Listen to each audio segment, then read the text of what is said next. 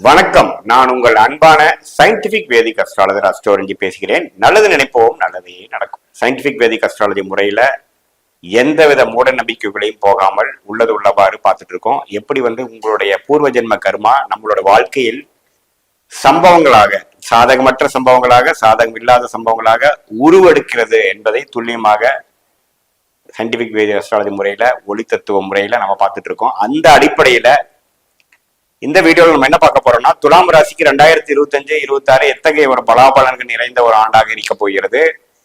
ஆண்டு கிரகம் என்று சொல்லப்படுகிற சனி, ராகு, கேது, குரு அப்படிங்கிற கிரகங்கள்லாம் ஒரு அருமையான பயிற்சி அடைய போகிறார்கள் 25 மார்ச் ஏப்ரல் காலகட்டத்தில். அத்தகைய பயிற்சி எத்தகைய ஒரு தாக்கத்தை துலாம் ராசிக்காரர்கள் கொடுக்க போகிறது பார்க்க போறோம். அதுக்கு முன்னாடி நம்ம போகும்போது, நம்மளுடைய வீடியோக்குள்ள போக முன்னாடி நீங்க ஃபர்ஸ்ட் டைம் வரவளா இருந்தா சப்ஸ்கிரைப் பட்டன் கிளிக் பண்ணுங்க.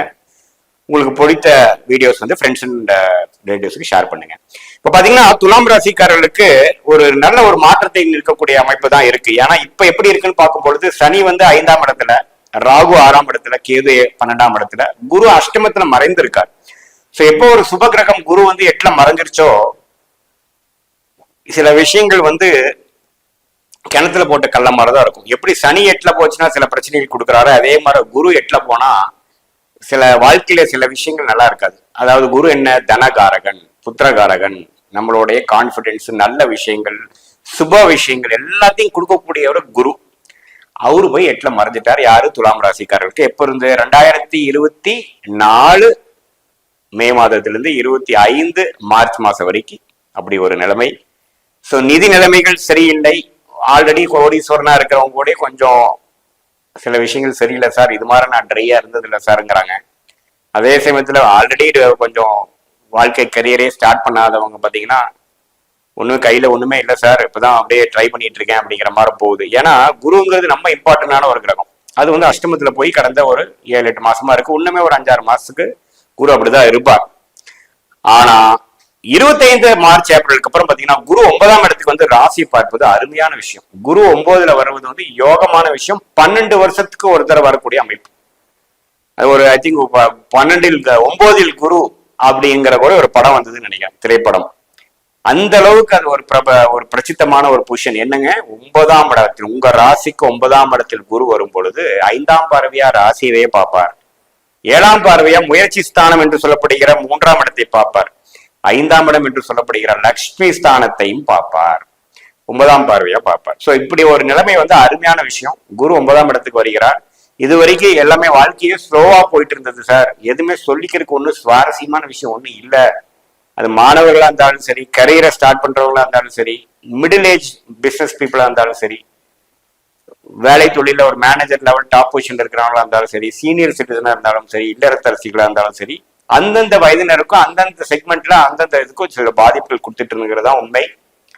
அதே சமயத்துல அடுத்த வரக்கூடிய பயிற்சிகள் பாத்தீங்கன்னா குரு அருமையான விஷயத்தை கொடுக்கிறார். நான் சொன்ன மாதிரி நல்ல ஒரு ராசியை பார்த்து உத்வேகமும், நிறைய விஷயங்கள் கத்துக்கக்கூடிய விஷயமும், நிறைய இதுவரைக்கும் தெரியாத விஷயங்கள், இதுவரைக்கும் கைக்கு வராத விஷயம், இதுவரைக்கும் உங்களுக்கு கண்ணுக்கு தென்படாத விஷயங்களா கையில கிடைத்து பசிக்கு தீனி கிடைத்தது போல் நல்லாக செயல்படக்கூடிய அமைப்புகள் உண்டு. எப்பவுமே குரு ராசியை பார்ப்பது ஒரு அருமையான விஷயம். அது 9ஆம் இடத்திலிருந்து பார்ப்பது அருமையான விஷயம்.